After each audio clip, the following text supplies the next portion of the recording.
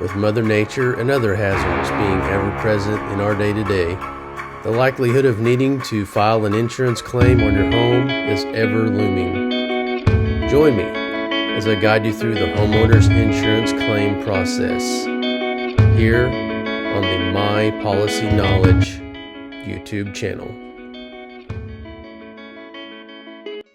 Hello and welcome to My Policy Knowledge. I'm Glenn. In today's episode, I would like to use my 25 years of experience to simply take you through a quick overview of the insurance claims process.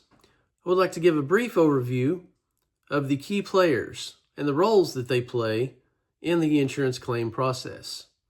I would also like to discuss how do you file your claim? How are my damages estimated? And where did they come up with these numbers? And last but not least, I would like to address one of the most commonly asked questions that I receive on an almost daily basis. And that's, what options do I have if I just do not agree with the insurance settlement? So we'll touch on all of these items so that you can walk away more comfortable with the insurance claims process. So let's discuss the very first thing that comes to mind whenever I think of an insurance claim. And that is, how do you file an insurance claim? What are my options? And where do I find these options? Well, that's really going to depend on the carrier and the options that they provide. I will say that the most common way to file a claim is by dialing a 1-800 or toll-free number. That number can be found on any of the insurance paperwork that you receive from your carrier. You can also access your carrier's website, and in most cases, that claims number will be very openly displayed, and/or you can use the search feature to look for the claims number.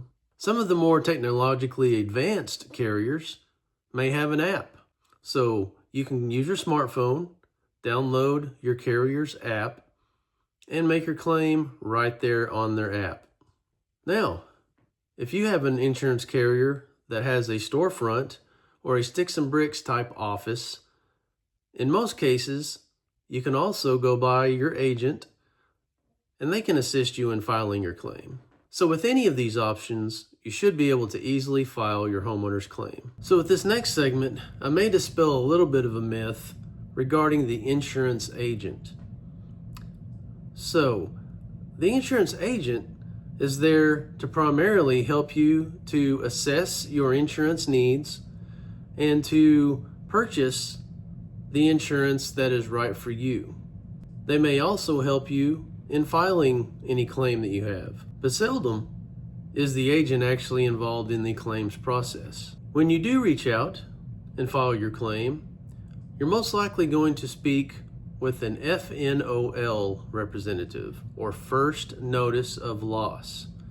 Now, their role is to obtain the information that is required in order to create a claim. This typically consists of your policy number, contact methods, and a brief description of the damage that you are claiming.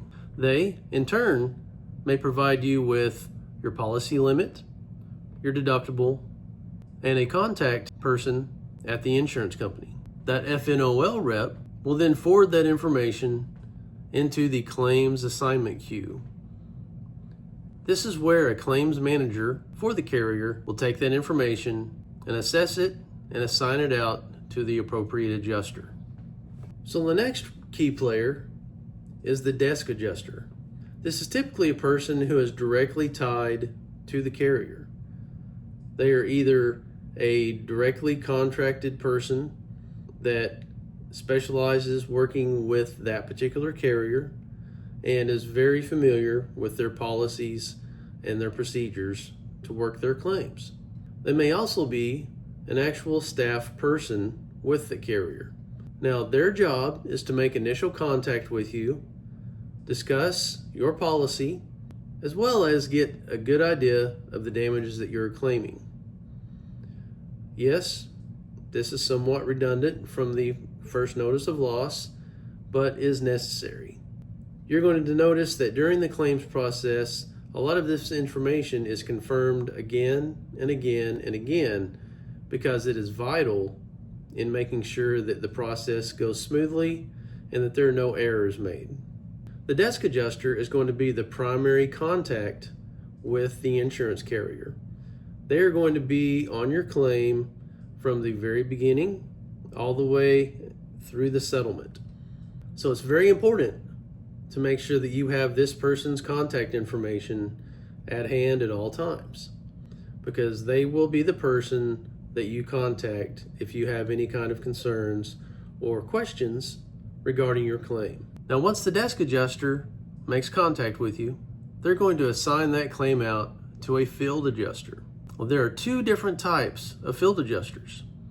You have a staff field adjuster who is actually an employee of the insurance carrier, and then you have an independent adjuster. Now, these adjusters are directly contracted through an independent adjusting firm who has contracts with the carrier to work their claims. These independent adjusters are licensed if licensing is required in your state, as well as in most cases have gone through a certification process for that particular carrier. Whether a staff adjuster or an independent adjuster, either should be equally competent in working your claim.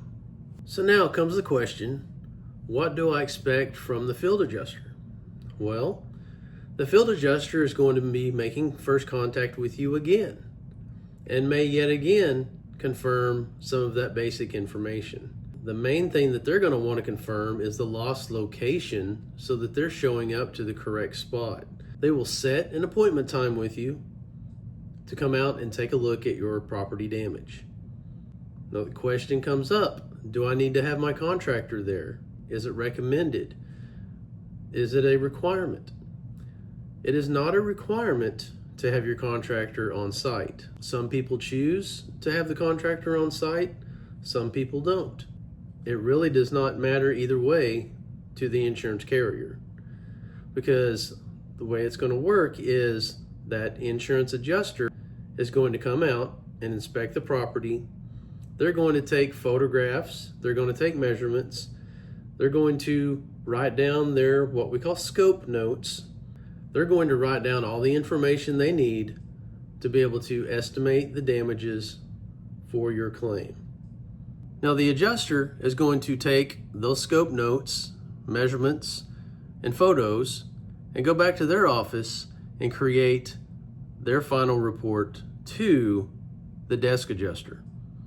Now they're going to provide that desk adjuster with photos of the damage, a narrative report, which is an overview of what was damaged, where it was damaged, and who received that damage. The narrative report is an overview or a synopsis of the damage that they observed while out on site. They're also going to create an estimate. Now, we could go into detail on these estimates, but the most important thing to realize during the claims process is this is an initial estimate. Do not be alarmed if that estimate may need to be adjusted at a later date. That's why we're called adjusters. Once that is complete, that information will be forwarded on to the desk adjuster. Let's take a moment to discuss what may happen in the event of a complex or a large loss. If a loss is so great that one adjuster cannot necessarily write the estimate or be the all-knowing on pricing of certain items, a building consultant or an engineer may be called in to assist. There may also be other specialists that could be called in on certain claims, such as forensic accountants, environmental engineers. There's a number of different specialists that could be called in to assist when working a claim. These specialists would report their findings to the field adjuster and to the desk adjuster in order to help to properly estimate the covered damages on your claim. At this point, the desk adjuster will have received the field adjuster's report on your claim.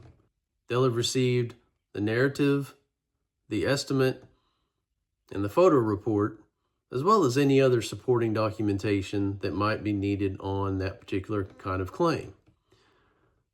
Now, the desk adjuster is going to be reviewing and assessing and making sure that all of the covered damages are being paid for and being paid for properly. They are also going to ensure that the proper deductible was withheld from the gross loss amount of the estimate. Now, the gross loss amount of the estimate is the grand total. Now, the grand total, or the gross loss amount, should be the average cost of repair in your locality for the covered damages that are reflected in the estimate. That desk adjuster should then be calling you and advising you of this information and advising you of the payout on the claim, if any. In most cases, you will also receive the itemized estimate created by the field adjuster, as well as a payment letter if payment is being made.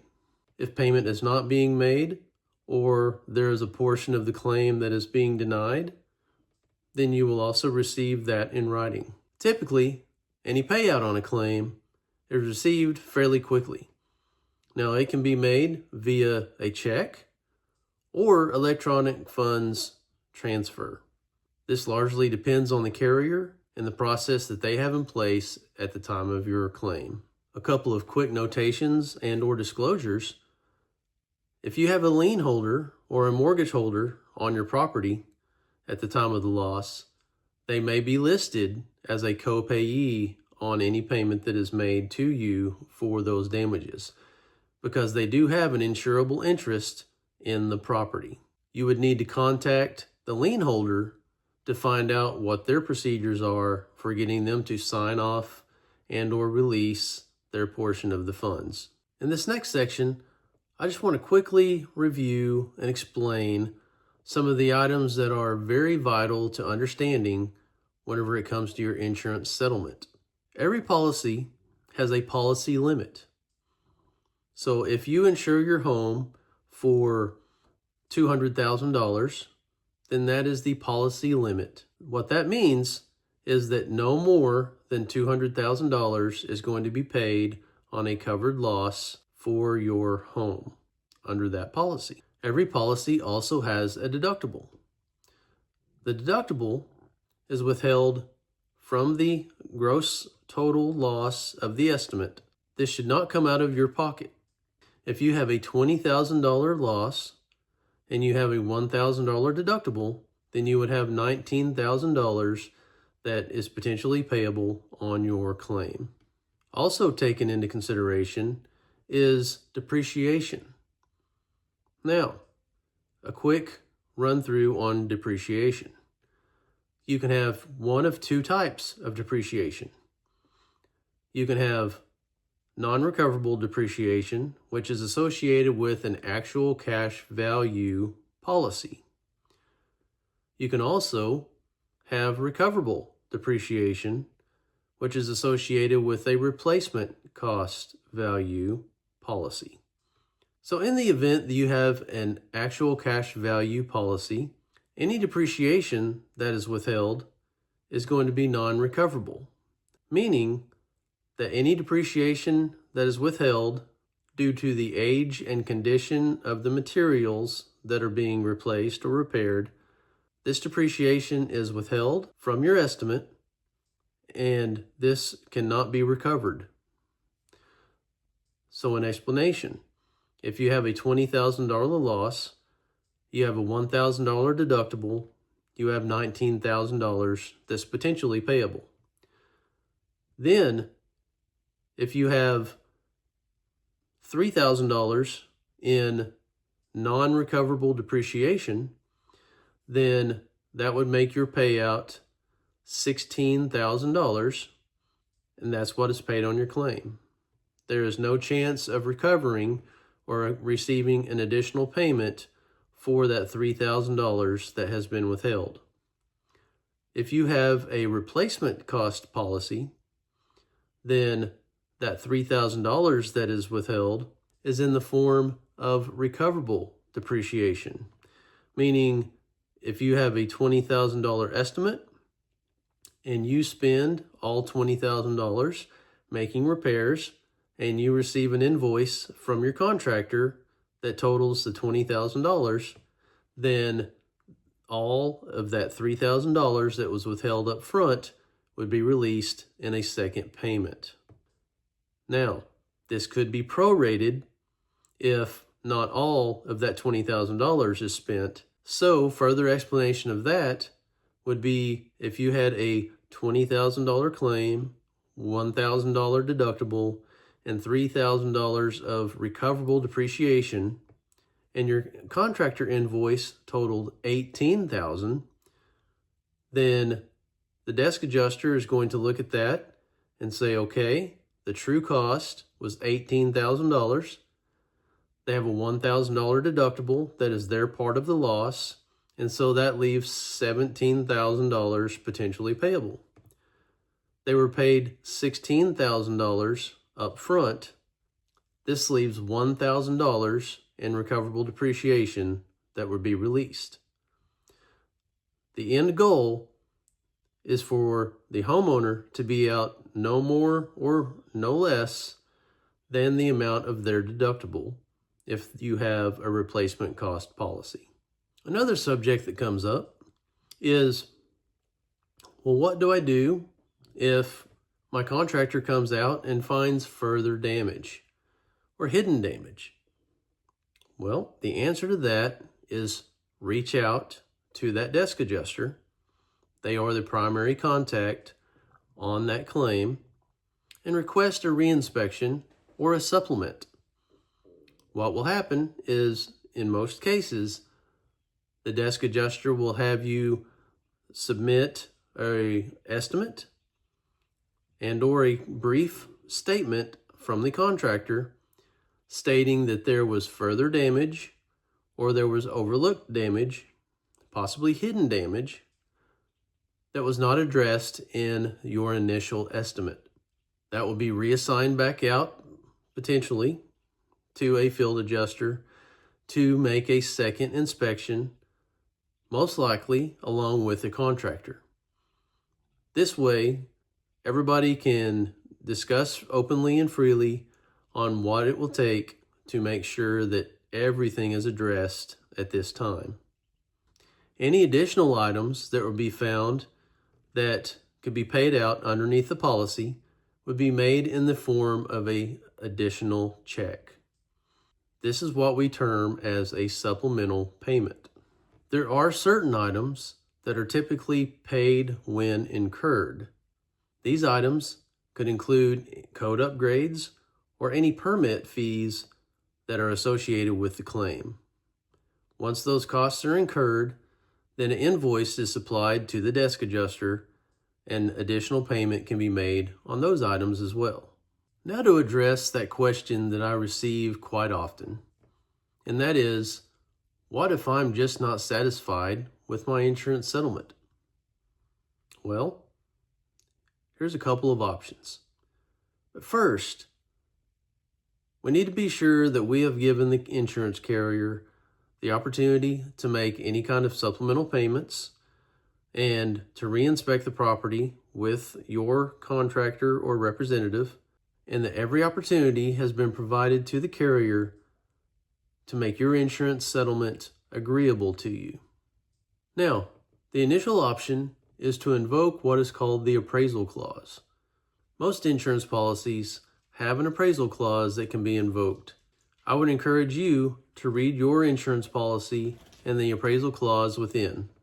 An overview of what happens when the appraisal clause is invoked is that the insurance carrier will select an appraiser to represent them, and then the homeowner will select an appraiser to represent them. Both appraisers will work together to try to reach an agreement. Both appraisers will select an umpire who will act as a referee. The appraisal process only addresses items that are part of the covered loss. Appraisal does not address non-covered items or items that are being denied. Appraisal addresses either pricing discrepancies or the actual scope of work. Now, this could include the repair methods that are used and/or repair versus replacement. The appraisers will communicate their findings with the umpire, and then the umpire will communicate back with the carrier. If the appraisal is not effective, then the last option is litigation. Litigation, no one likes that. It's expensive for the homeowner, and it's also expensive for the carrier. So in most cases, litigation is avoided at all costs.